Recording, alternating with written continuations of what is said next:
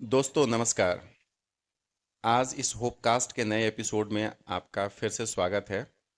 हम लोगों ने पिछली एपिसोड में जब हम बात कर रहे थे गजट के बारे में, जो एफएमजीएल गजट 18 नवंबर 2021 को आया था, उस गजट में और 2002 के रेगुलेशन स्क्रीनिंग टेस्ट रेगुलेशन में क्या सिमिलरिटी है और क्या क्या उसमें डिफरेंसेस हैं उसके बारे में, और बहुत सारी बातें हम लोग ने बताया था। और ये हमने प्रॉमिस किया था आपसे कि हम एक नए एपिसोड में आगे एफएमजीएल के बारे में क्या क्या रूल्स रेगुलेशन गवर्नमेंट ने चेंज किया बताया, क्या क्या एम्बेसीज, जितने भी इंडियन एम्बेसीज अलग अलग देशों में हैं उन्होंने क्या क्या एडवाइजरी गाइडलाइन जारी किया, वहाँ के कॉलेजों के बारे में, वहाँ के करिकुलम के बारे में, वहाँ के इंटर्नशिप के बारे में, वहाँ के लाइसेंस के बारे में।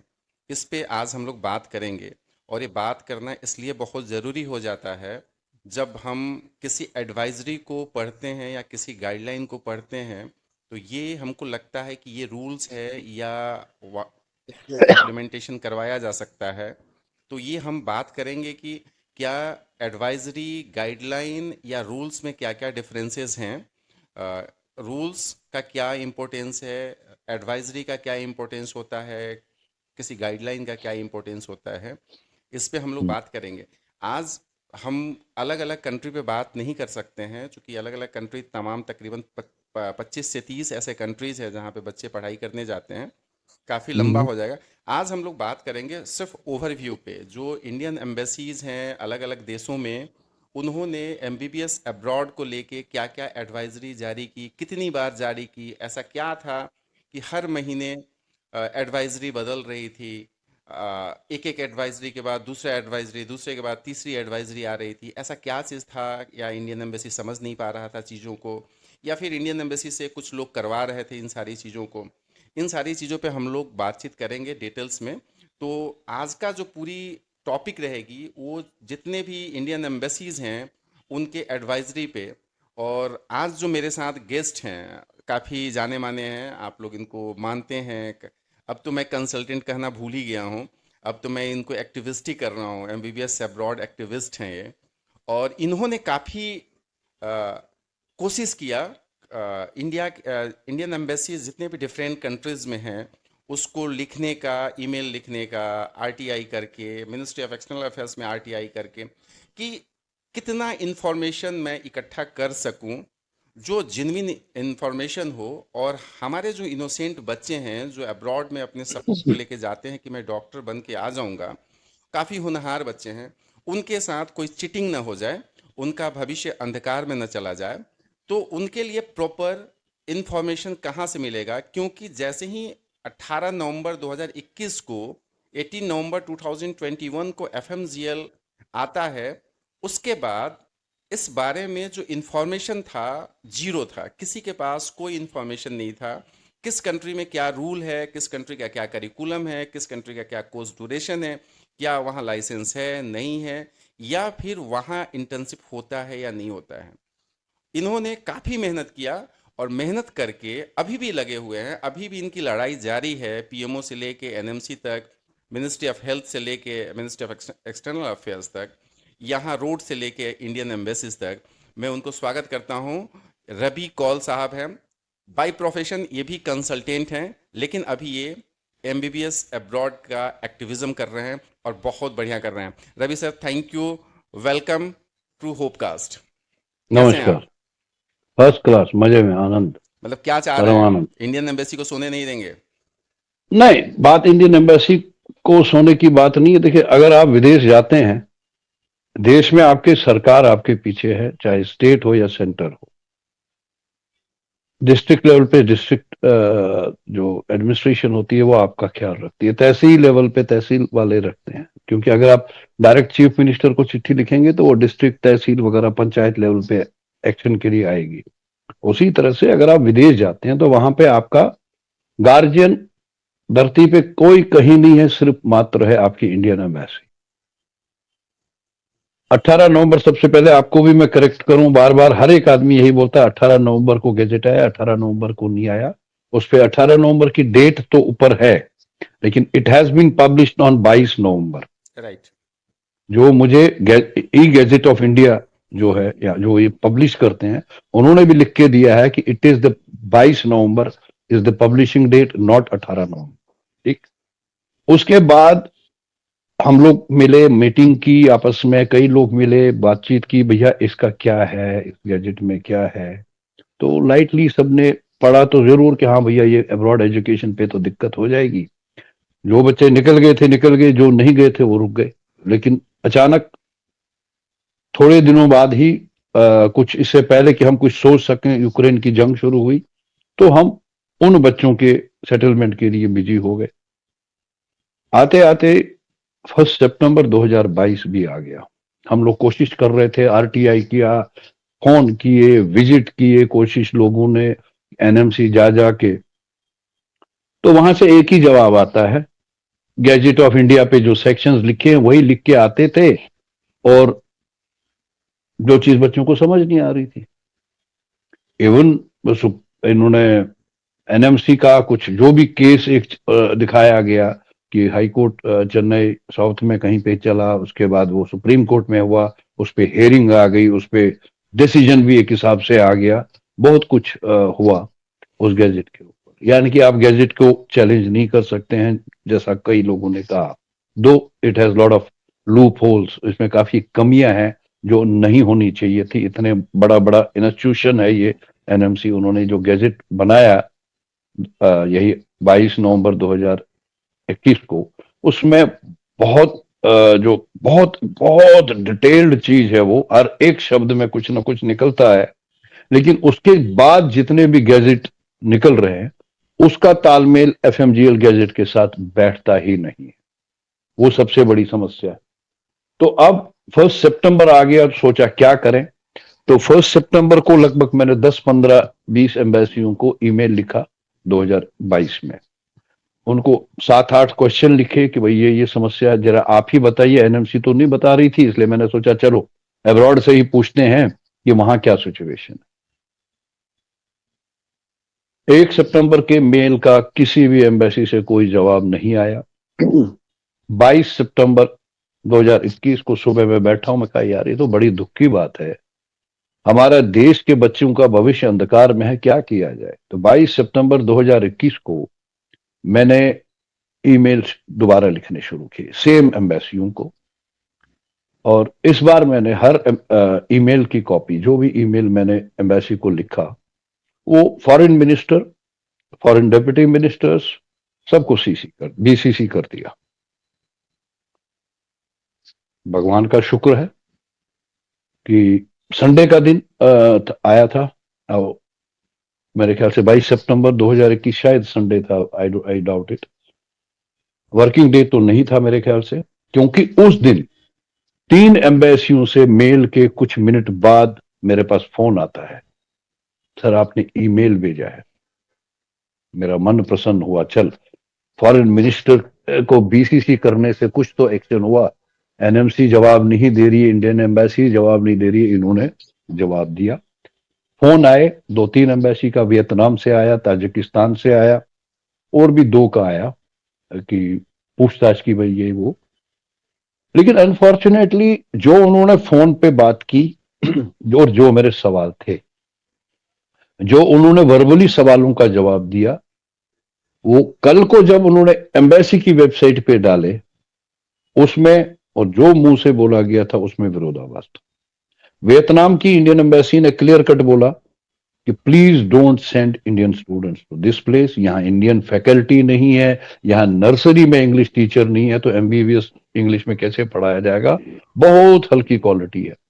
इसी तरह से ताजिकिस्तान या बाकी कॉलेजेस ने भी बोला। और फाइनली जब एडवाइजरीज डाली गई, मोस्टली कंट्रीज की एम्बेसीज ने एडवाइजरी जो डाली, वो मेरे ही सारे क्वेश्चंस है, B it China, B it any other country. 99% embassies की जो एडवाइजरी है, सारे क्वेश्चन मेरे हैं, आंसर एम्बेसी ने दोस्तों मैं दिए। बता दूं कि एक एक कंट्री पे इस एपिसोड में बात करना मुश्किल है। ये जितने मेरे हाथ में डॉक्यूमेंट्स हैं, ये तकरीबन 40 कंट्री के में जो इंडियन एम्बेसीज है उसने भेजा है।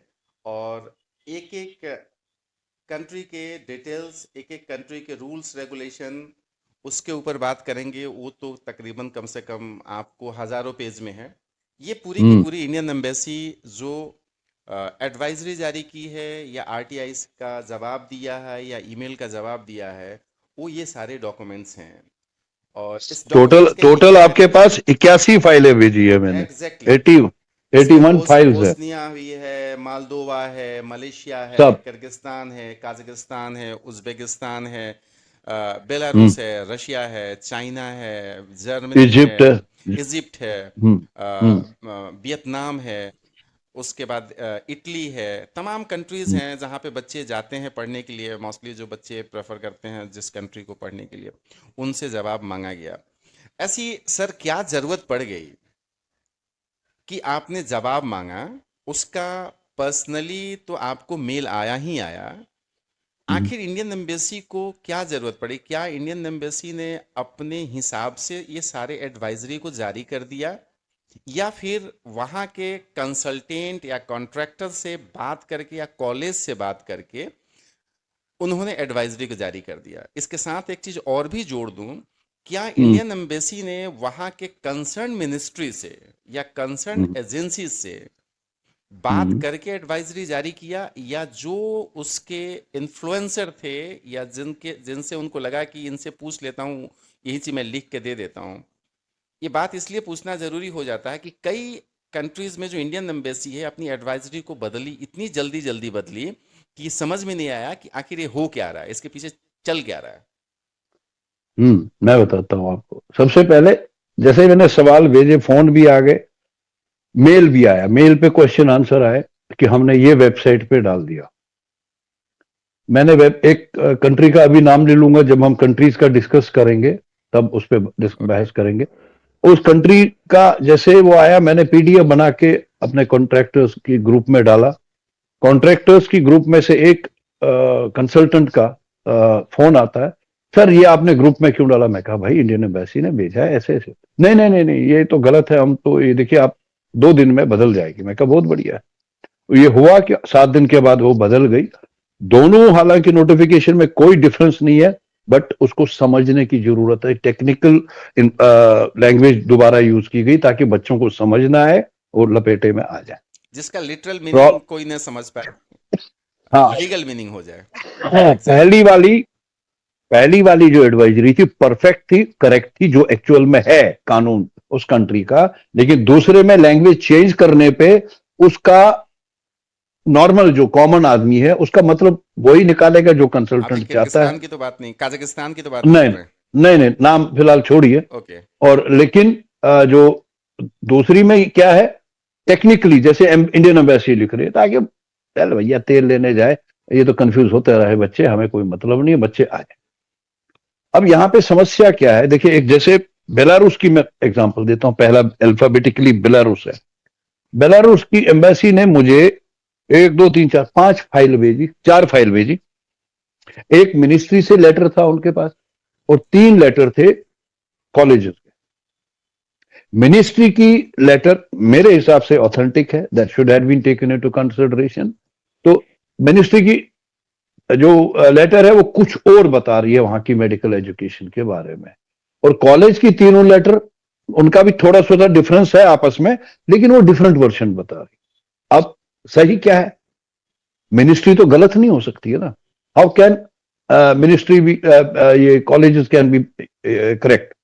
तो कंसल्टेंटों ने बोलना शुरू कर ये दिया, अरे नहीं ये कौन ये मिनिस्ट्री का लेटर है, हाँ। और मिनिस्ट्री का जो स्टेटमेंट है और कॉलेज का स्टेटमेंट है, दोनों काफ़ी कंट्राडिक्टरी है। बहुत और ज्यादा। जब हम लोग कंट्री वाइज करेंगे तो ये इस पे सारी डिटेल्स में उस बात होगी। इस पे डिस्कस, हाँ ओके। बिल्कुल।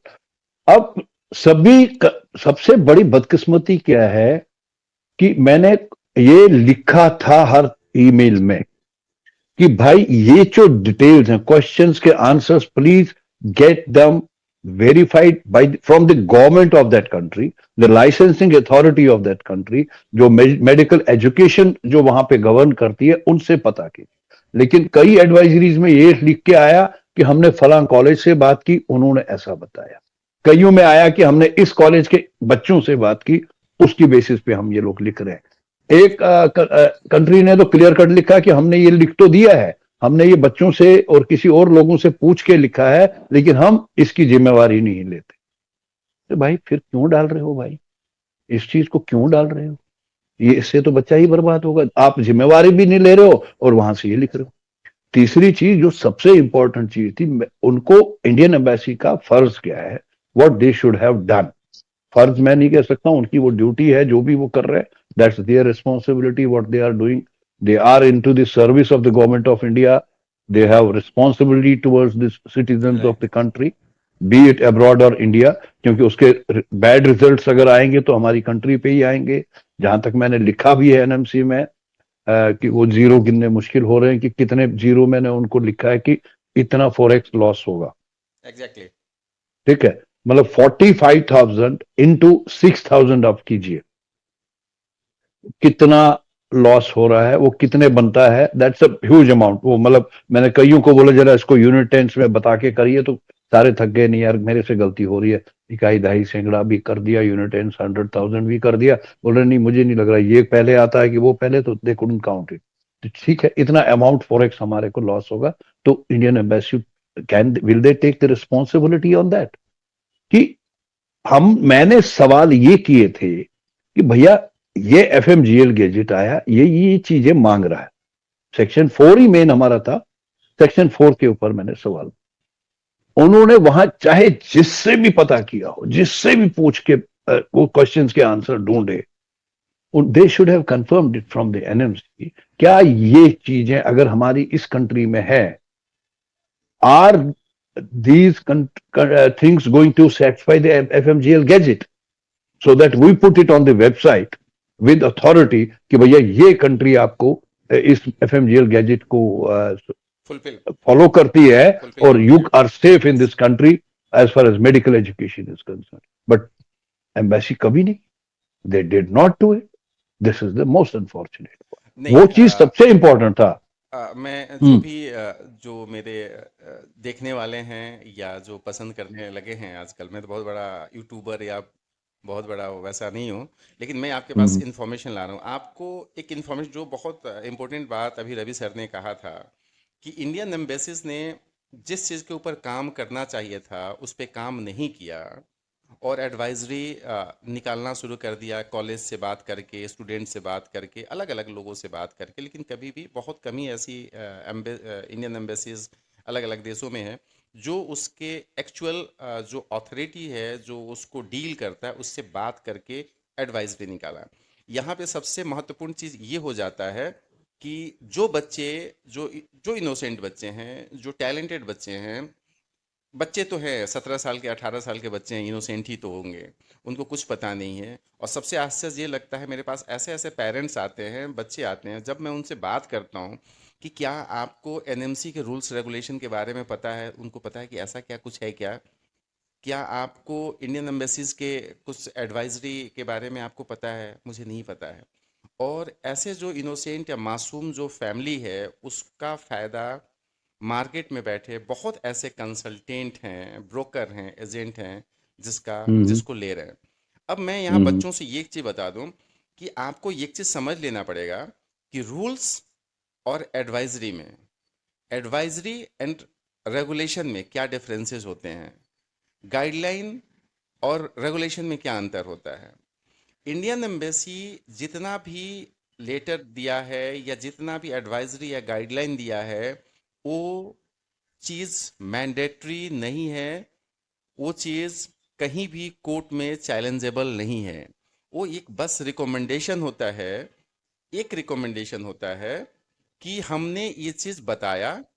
कोई भी गाइडलाइन या कोई भी एडवाइजरी चैलेंजेबल नहीं होता है, चैलेंजेबल आपका एक्ट या रेगुलेशन होता है।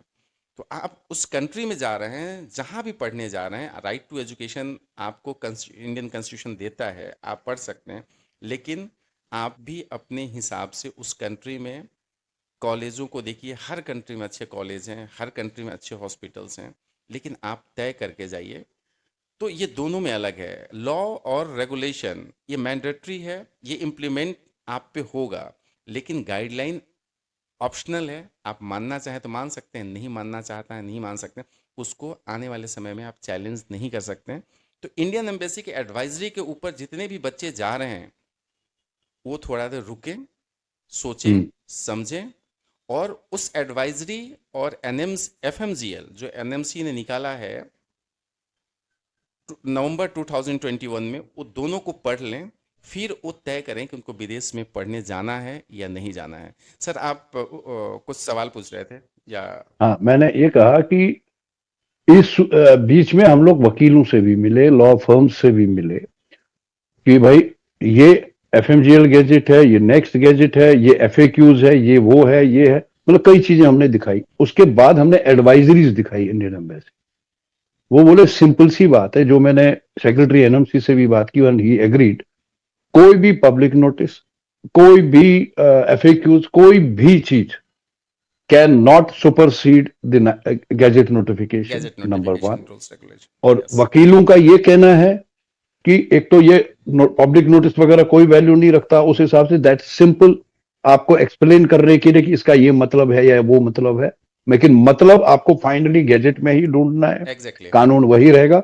और इंडियन एम्बेसी आपको कुछ भी लिख के देती है, वेदर इट्स ऑन वेबसाइट और ऑन इन आरटीआई रिप्लाई और ईमेल या कहीं भी, it is not a valid document unless confirmed by the NMC, number one.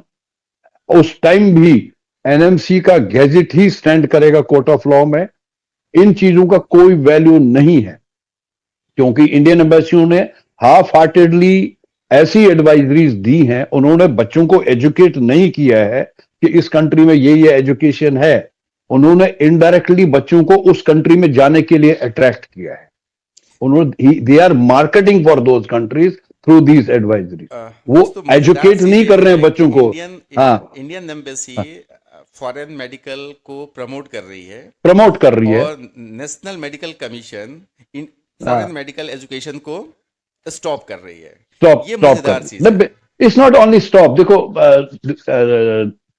Brother, stop नहीं कर रही है। मैं honestly honestly I am supporting the FMGL gadget. मैं आपको पहले भी बोल चुका हूं, आज भी बोल मैं रहा भी हूं, सपोर्ट इट्स अ करता हूँ वेरी इसको, गुड डिसीजन। एग्जैक्टली। हाँ, वही तो मैं कह रहा हूं, तभी हम एक साथ बात कर रहे हैं। बिल्कुल। ये गैजेट वाकई में काफी जो कमियां हैं मेडिकल एजुकेशन अब्रॉड में, उसको साफ करने के लिए बहुत जरूरी है। यही नहीं, हम देख रहे हैं एफएमजीएल गैजेट को, हम दूसरे गैजेट्स को नहीं देख रहे हैं जो इंडियन मेडिकल एजुकेशन को साफ करने के लिए बनाए जा रहे हैं। ये दोनों जगह के लिए कर रहे हैं। हाँ, हम चूंकि it is affecting us as consultants, इसलिए हमें लग रहा है कि they are too harsh on abroad. Abroad में क्या हो रहा है ये आपको भी पता है, मुझे भी। We have to be careful.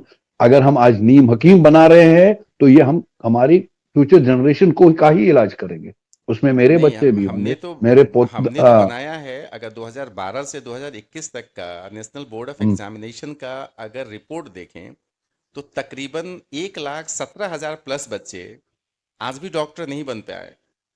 बिल्कुल। उनके पूरी जीवन बर्बाद हो रही है, उनके पैसे बर्बाद हुए। ये उन बच्चों को नहीं पता था कि हम किस कॉलेज में जा रहे हैं पढ़ने। ये हमारे दुबे और जी, आपके यहाँ पे जैसे। आपको मैं टोकूंगा। जी। एक कुछ बच्चे आज मेरे बातचीत कर रहे थे, एक पर्टिकुलर यूनिवर्सिटी में एडमिशन करा दी, तो कर दिया। मैंने कहा चलो करो, ठीक है, कोई बात नहीं, ट्रांसफर लो। फिर मैंने आज एक पेरेंट से पूछा, आप लोगों ने ये यूनिवर्सिटी क्यों चूज की, किसी भी कंट्री की है तो क्या चूज की? बोला सर हमें नहीं पता, बच्चों ने ये किया वो किया। ठीक है, मैं कहा ओके, नो प्रॉब्लम। कह रहे पता नहीं इसका कोई बैच आया है क्या? मैं कहा ठीक है। मैंने 2012 से आज तक का एफएमजी रिजल्ट का वो किताब खोली। 2014-15 में उस कॉलेज से 75 बच्चे आए, और जिस बार 75 बच्चों ने एग्जाम दिया है, एक बच्चा क्वालिफाई किया है। ठीक, उसके बाद से हर साल 12 बच्चे एपियर होते हैं। पहले 75 थे, उसके अगले साल 17 बच्चे एपियर हुए, एक बच्चा क्वालिफाई हुआ है। समझ लीजिएगा स्टैटिस्टिक्स। और उसके बाद से आज तक लगातार हर साल 12 बच्चे एपियर हो रहे हैं। 75 में से सिर्फ 17, फिर 12 एपियर हो रहे हैं। टोटल 4 बच्चे पिछले 10 साल में पास हुए हैं, और उस ऐसी यूनिवर्सिटियों में हम लोग बच्चे भेज रहे हैं। आई एम नॉट कंसिडरिंग कि एफएमजी रिजल्ट जो है दैट्स एनी क्राइटेरिया। मैं उस चीज को नहीं नहीं, मानता हूं। कई बच्चे कहते एफएमजी हैं रिजल्ट ना, अपने आप में काफी कंट्रोवर्सी है, और जिसको कंट्रोवर्शियल है वो, देखा तो वही कि तो मैं कह रहा हूं। कंसल्टेंट उस ये रिजल्ट करते को मैं हैं। मानता नहीं हूं, बट हालात देखिए क्या है। या तो बच्चा पढ़ के नहीं आया, या तो कॉलेज में इंफ्रास्ट्रक्चर ठीक नहीं था, कहीं तो पंगा है। सर नहीं, you have to B. FMGL हाँ, का सबसे बड़ी प्रॉब्लम ये है, जो एफएमजीएल बोल रहे हैं, जो एफएमजी का एन रिजल्ट एन बी। आता है, हाँ एनबी का, हाँ। जो उसका 12 से लेके 21 तक का जो डाटा अवेलेबल है, दिक्कत यह है कि जिस कॉलेज में 1500 बच्चे, 1000 बच्चे पढ़ने गए एमबीबीएस, हाँ, और वो वहां कहाँ गए? वो बच्चे कहाँ गए, उस कॉलेज में से बच्चे जो आ रहे हैं तो 300, 400, 10, 200 100, अपीयर हो रहे हैं, 100, 50, 250। 50। और हमारे कंसल्टेंट इसको ऐसे प्रमोट करते हैं, किसी कॉलेज से दो दो बच्चे अपीयर हुए, उसमें से एक पास हो गया, इस कॉलेज हम्म। का 50% स्प्रिंग टेस्ट रिजल्ट है। भाई ये कौन सी क्राइटेरिया है? किसी कॉलेज में एक ही बच्चा पढ़ के आया किसी कॉलेज से, एफएमजी में अपीयर हो हंड्रेड रहा है, परसेंट 100% एक रिजल्ट पास। है, और उसको लेके अपने मुखपत्र में, खास करके हम्म। जो महाराजा लोग हैं, महारानी लोग हम्म। हैं, डालते हम्म। हैं। ये अपने आप में हाँ। कंट्रोवर्सी है। आप बच्चों को मत झेलिए, बच्चों कुछ को। दिन पहले कुछ दिन पहले मैं ग्रुप में डाला था एक न्यूज आइटम। उस साल 50+% क्वालिफाइड हुए थे इसमें बच्चे। एक आया था मनीला बाई एमबीबीएस पे article, Munna by China China के ऊपर आर्टिकल आया था। उसके बाद मैंने उस जर्नलिस्ट से पूछा, जब 2 बार वो मेरे पास आई, ठीक है आर्टिकल छापने, मैं कहा यार एक चीज बताओ, एफएमजी में रिजल्ट में प्रॉब्लम है, ये है। मैं डिस्कस किया, वो लड़की ने आर्टिकल छापा, सर मेरे याद नहीं है 2005 या 7 में कुछ ऐसा। 50% प्लस रिजल्ट आया था, हाईएस्ट रिजल्ट पास परसेंटेज। अचानक उस दिन कैसे हुई मुझे नहीं पता। ये भी एक अ, सवाल है, फिर बहुत हम बड़ा सवाल है। वापस आते हैं एडवाइजरी पे। क्या हाँ। एडवाइजरी इंडियन एम्बेसी ने एनएमसी से बातचीत करके किया, या फिर किसी कॉन्ट्रैक्टर से बात करके किया, या कॉलेज से बात किया? बहुत जगहों तो कॉलेज से बात करके दिया, जिसका कॉलेज का भी उन्होंने अटेस्ट कर दिया है। जहाँ पे हम्म। मिनिस्ट्री से बात करके उन्होंने वही एडवाइजरी निकाला, उसमें मिनिस्ट्री को भी अटेस्ट कर दिया है। लेकिन कई ऐसे एम्बेसीज हैं कई देशों में, जो सिर्फ अपने लेटर हेड पे एडवाइजरी निकालते गए और बदलते गए। हम्म। और इसका हश्र ये हुआ, जब उनको पता चला कि हम जो कर रहे हैं ये कितना गलत है, लास्ट में उन्होंने लिखना शुरू किया कि इसका जवाब अब हमारे पास नहीं है, आप एनएमसी को एनएमसी से पूछिए। पूछिए। हम्म। तो ये गजट निकालने में इतनी जल्दीबाजी एम्बेसीज को क्यों थी? ये वही तो समझ नहीं आ रहा। इनको वेरीफाई करना चाहिए था पहले एनएमसी से, कि भाई ये यहाँ पे मेडिकल एजुकेशन सिस्टम है, वहां की सरकार से पूछ के फिर एनएमसी से अप्रूव करवाना चाहिए था, इज इट वैलिड और नॉट।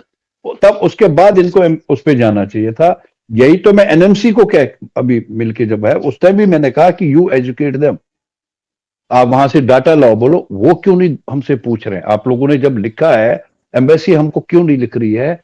हम उनको जवाब दे देंगे, वो आप वहां का डाटा क्राइटेरिया हमें भेजे। प्रॉब्लम है कि दोनों या तो ईगो में है, लेकिन पिस रहा है बच्चा, फाइनली बर्बाद बच्चा होगा। नहीं, मैं आपसे ये जानना चाहूंगा कि जब ये एडवाइजरी है जो कोर्ट में एडमिसेबल नहीं है, एक जस्ट हम्म। ए रिकमेंडेशन है, जैसे हम और आप हम्म। किसी को रिकमेंड करते हैं कि भाई तुमको ये वाच लेनी है, तुम इसको हम्म। ले लो या वो ले लो, तुमको जो अच्छा यस, लगा, यस। हम जाते हैं, हम एक खरीद के आ जाते हैं। तो जब ये वो रिकमेंड जो ये एडवाइजरी है कोर्ट में एडमिशेबल नहीं है, इसकी कोई वैलिडिटी नहीं है, तो जो बच्चे इस एडवाइजरी को पढ़ के या इस एडवाइजरी के बिहाफ पे अलग अलग देशों में एमबीबीएस ज्वाइन कर रहे हैं, उनका भविष्य क्या हो सकता है? कुछ नहीं, कुछ नहीं पता, कुछ नहीं। यही तो अनफॉर्चुनेट है, यही बहुत ज्यादा दुखद है, क्या इस बहुत एडवाइजरी दुखद। को पढ़ के बच्चों को उस कंट्री में एडमिशन लेना चाहिए एमबीबीएस का? मेरे हिसाब से एज ए नहीं लेना पेरेंट्स, चाहिए। अगर मैं पूछूं, एज ए एक्टिविस्ट पूछूं, as a consultant advisory adviser पूछूं, आपका क्या राय हो सकता है? मैंने तो काम करना बंद कर दिया इन्हीं चीजों को देख के, क्योंकि मैंने जब देखा हालात ये है। आज भी जैसे बच्चों को ट्रांसफर मिला, वो बोले कहाँ जाए, मैंने कहा भैया मुझे नहीं पता, ये तो मैंने आप लोगों को पहले ही बोला था कि हम ट्रांसफर के लिए तो लड़ सकते हैं, ट्रांसफर कल को मिल भी जाएगा, और सबसे बड़ी लड़ाई होगी उसके बाद जाए तो जाए कहाँ। परसों नहीं सर, एजुकेशन फिर भी टाइम्स में एक तो फिर आर्टिकल मैं। आया था, हाँ। आपने पढ़ा होगा। हम्म। आर्टिकल में काफ़ी चीज़ों को, कई कंसल्टेंट की भी बात उसमें उसमें आया है, लेकिन उसमें जो मैं कोट करना चाहता हूँ, जो एनएमसी के बेनेकर मैडम हैं, उन्होंने तो उसमें भी बोल दिया है कि मैंने तो बोल दिया है बच्चों से कि कि अगर मत जाओ। एफएमजीएल फुलफिल करता है तो जाओ, अदरवाइज तुम अपना फ्यूचर खुद से डिसाइड करो क्या होगा। तो ये कौन बताएगा बच्चों को कि कौन सी कंट्री एफएमजीएल फुलफिल करती है? समस्या तो ये है। देखो, आप भी नहीं बताओगे, एनएमसी नहीं बताएगी, एम्बेसी नहीं बताएगी कि कौन फुलफिल कर रही है। Who will tell them? It's me who the consultant, I will tell them, भैया आओ, मेरी कंट्री है, मेरा ये फला जो जगह पे कॉलेज है ऑफिस है, इसको वहीं फॉलो वहीं करो। पे एडमिशन करो, यहीं पे मैं यहीं सर्टिफिकेट दूंगा। They have to believe me, they what. देखो, एक बहुत बड़ी चीज है, मैं आपको एक चीज और बताता हूं जो दिमाग में। आप मुझे बताइए, आपको एनएमसी के बारे में जानकारी कब लाइफ में हुई? मेरे को 2000 सन 2002 में प्रैक्टिकली एमसीआई के बारे में पता चला। हाँ, एमसीआई में कोई एक्ट होता है, एमसीआई में ये चेंज हुआ है, एमसीआई का ये कानून है, ये 2002 में मुझे पता चला। तब तक मुझे कि एमसीआई नाम की कोई एजेंसी है और पता नहीं उसका था। मेडिकल एजुकेशन पे कोई रोल है, मुझे नहीं पता था, क्योंकि मेरे को मेडिकल से लेना देना नहीं था, बिल्कुल। मैं डॉक्टर नहीं था। बिल्कुल। अब जो स्टूडेंट है, ये स्कूल में बेचारा पिस पिस के पढ़ रहा है, हम्म। उसको अब एमबीबीएस में एडमिशन चाहिए, हम्म। क्या उसको पहले जानकारी ये लेनी पड़ेगी कि क्या इसकी एजेंसी एमसीआई है, एनएमसी है, एक्स वाई जेड? यार वो कहाँ ही दिखता, वो स्कूल से निकल के फॉर्म निकल गए, अखबारों में ऐड आ गया, उसने अप्लाई कर दिया, निकल गया, चाहे वो इंडिया या अब्रॉड। पहले यही होता था ना, हर कॉलेज अपना अपना एग्जाम लेता था। अब उसको क्या पता कि मुझे एमसीआई भी जाना पड़ेगा? ये उनको कौन बताएगा? वो तो एमसीआई बताएगी ना, या एनएमसी बताएगी। क्या ये ऐसी दुबे आर्टिकल? जी, आपको पता होगा, जब एमसीआई नोटिफिकेशन कभी निकालता था, पब्लिक नोटिस, वो अखबार में छपती थी। बिल्कुल। आज टीवी पे क्यों नहीं दिखाते 2 मिनट के लिए कि भाई बच्चों को इन्फॉर्म किया जा रहा है, जो मेडिकल एजुकेशन अब्रॉड के लिए जाना चाहता है, वो एक्स वाई जेड वेबसाइट पे, इस लिंक पे अपना अपना भविष्य पहले हो सकता जान ले, समझ ले। हो सकता है ऐसा क्यों नहीं कर रहे हैं? हो सकता है वो नोटिफिकेशन एनएमसी के लिए प्रायोरिटी, एनएमसी के पास प्रायोरिटी में ना हो। वही तो, दैट्स द अनफॉर्चुनेट। तो अ, वी आर ब्लेमिंग स्टूडेंट्स कि स्टूडेंट को ये करना चाहिए, नहीं, वो करेगा स्टूडेंट्स, कहां से पता? देखिए +2 करके अगर कोई बच्चा आता है एज ए स्टूडेंट और आपसे ये बात करना चाहता है कि आप एक कंसल्टेंट हैं, इस बिजनेस को करते हैं, 100 हज़ारों बच्चों को आपने अपना जो परामर्श दिया है, कंसल्टेशन दिया है, तो ये मान के आता है कि आपके पास मुझसे बेहतर नॉलेज होगा, मेरे हम्म। फ्यूचर को आप अच्छे से डिसाइड कर सकते हैं। रूल्स रेगुलेशन क्या है आप मुझे पूरी बता दीजिए, उसके बाद उस बच्चे को छोड़िए कि भाई तुमको करना क्या है। लेकिन इसके पलट जो अभी हम जो कंसल्टेंसी या एजेंसी चला रहे हैं, ये हम्म। एक तो हम बहुत बड़ा गलत काम कर रहे हैं कि बच्चों को न ये इस एडवाइजरी के बारे में बता पा रहे हैं, ना बच्चों को एनएमसी के रूल्स रेगुलेशन के बारे में बता पा रहे हैं।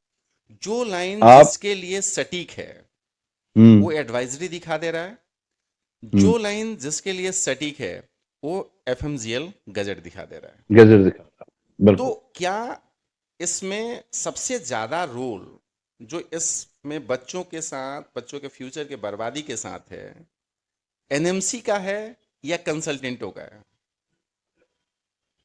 आपदा में अवसर कहते हैं इसको।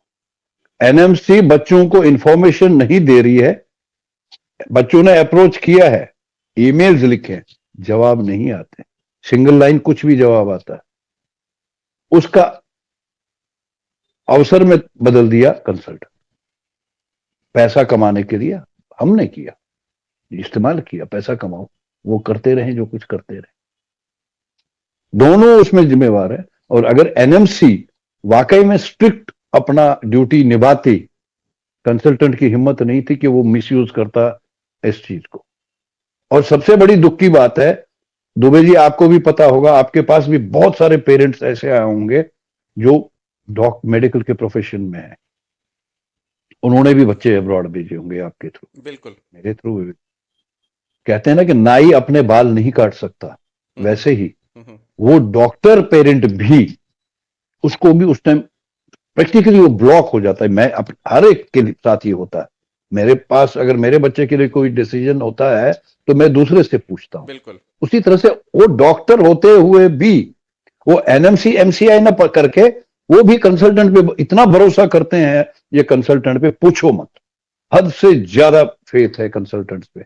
अरे नहीं सर, उन्होंने कंसल्टेंट ने अपनी वेबसाइट पे भी लिखा है, उन्होंने दिखाया, उनकी वेबसाइट पे लिखा है। हम्म। यहां तक मैंने कई बच्चों को दिखाया कि ये देखो मेरी वेबसाइट है, मैं एडमिन हूं इस वेबसाइट का, आपका नाम यहां पे लिख रहा हूं एज डायरेक्टर। और 5 मिनट में मैंने नाम भी हटा दिया। मैंने कहा देखो, तो वेबसाइट से कभी भी कुछ हट सकता ना। नहीं 22/11 का नोटिफिकेशन एनएमसी ने हटाया ना, बिल्कुल कैसे हटाया? बिल्कुल।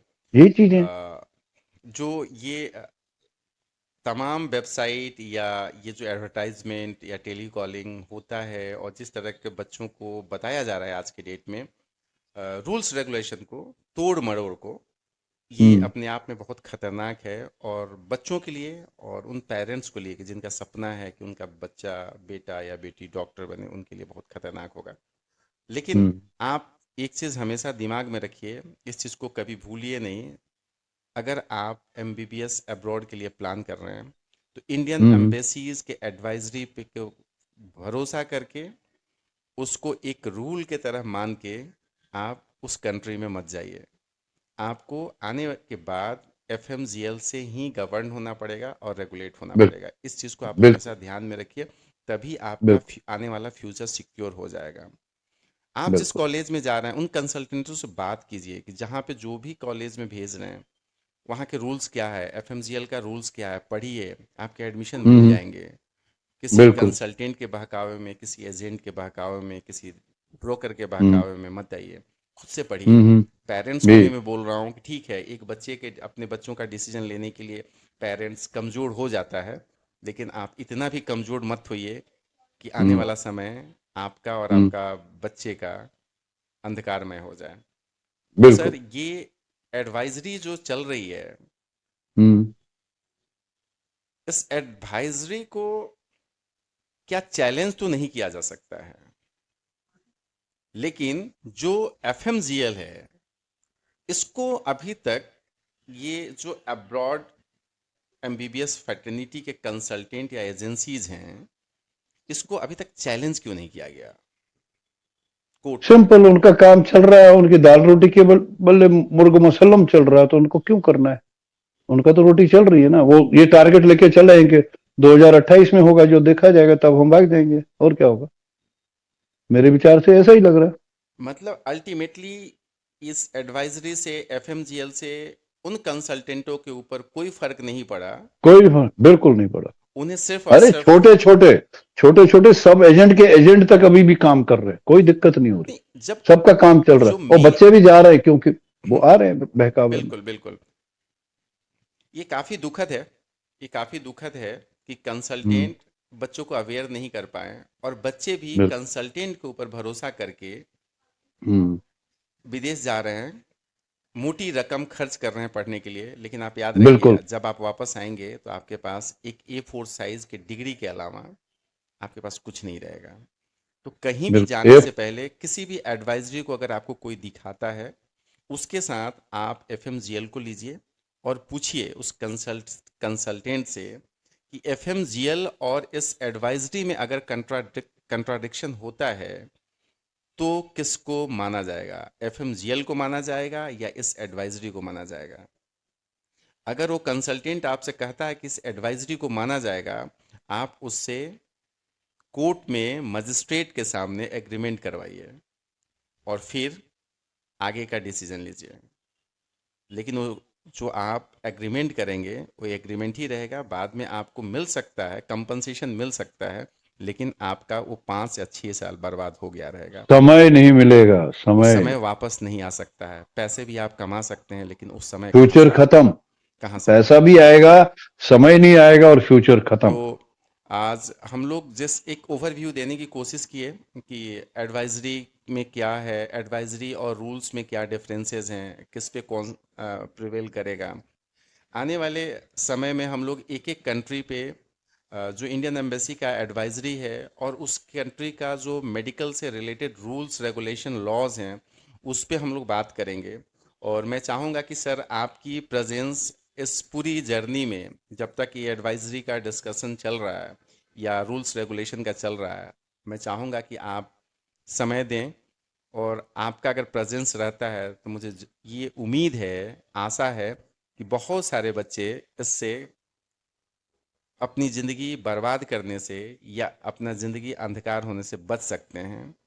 हम्म। तो दोस्तों, आज का जो ये एडवाइजरी के ऊपर ओवरव्यू था, यहीं तक सर। आप आगे इस पे कुछ आखिरी में बोलना चाहेंगे बच्चों को, पेरेंट्स को, कि एडवाइजरी के बच बिहाफ पे वो पढ़ने न जाएं या पढ़ने जाएं? एडवाइजरी को वाकई में ठीक से किसी से पढ़वा ले, कंसल्टेंट से ना पढ़वा ले, किसी वकील को दिखा के, गैजेट सामने रख के उनको बोलें कि क्या ये तालमेल खा रहा है कहीं दूर दूर तक, तब जाके जाए। Very good. क्योंकि वो वकील आपके काम आ सकता है, कंसल्टेंट कल को नहीं है। बिल्कुल। तो दोस्तों, आज के एपिसोड में काफ़ी अच्छी बातचीत हुई एडवाइजरी के ऊपर। एडवाइजरी की क्या लीगलिटी है, क्या उसको चैलेंज किया जा सकता है या नहीं किया जा सकता है। अगले एपिसोड में हम बात करेंगे, क्या एजुकेशनल कंसल्टेंट को लीगल दायरे में लाया जा सकता है? क्या वो जिस सर्विस के लिए आपको कमिटमेंट करते हैं, जिस सर्विस के लिए आपको प्रोसेसिंग चार्ज लेते हैं, उन सारी सर्विस के बदौलत अगर उनका जो कमिटमेंट है वो कमिटमेंट फुलफिल नहीं होता है, तो इंडिया के ऐसे कौन कौन से लॉज हैं, कौन कौन से एक्ट हैं जिसके तहत उनको लीगल दायरे में लाया जा सकता है, और उसका रेमेडी क्या हो सकता है, उसका पनिशमेंट क्या हो सकता है, उसकी सज़ा क्या हो सकती है, इसके बारे में अगले एपिसोड में हम लोग बात करेंगे। अगर आप चाहते हैं कि किसी और टॉपिक पे बातचीत हो, तो आप मुझे ईमेल कर सकते हैं। डिस्क्रिप्शन में ईमेल भी है, फ़ोन नंबर भी है, या आप कमेंट कर सकते हैं। अगर आप अभी तक इस चैनल को सब्सक्राइब नहीं किए हैं तो एक बार कर लीजिए। वो भी करें। मुझे भी थोड़ा सपोर्ट कर दीजिए। बहुत छोटा आदमी हूँ, 200 ही लेके चल रहा हूँ, लेकिन व्यूज़ ठीक ठाक आ रहा है। लेकिन ये मैं वीडियो आपके लिए बना रहा हूँ। मेरा कोई मकसद नहीं है किसी कंट्री को बुरा कहने का, मेरा कोई राइट नहीं है किसी कंट्री को अच्छा करने का। हर कंट्री अच्छा होता है, हर कंट्री बुरा होता है। ये आपको देखना है और तय करना है। हमारा काम है कि क्या लेटेस्ट अपडेट है, किन चीज़ों को आप तक पहुंचाया जाए जिससे आपका फ्यूचर, कैरियर और एजुकेशन बच सके और आप सिक्योर हो सकें और जीवन में मज़े ले सकें। चलिए, फिर मिलते हैं जल्दी।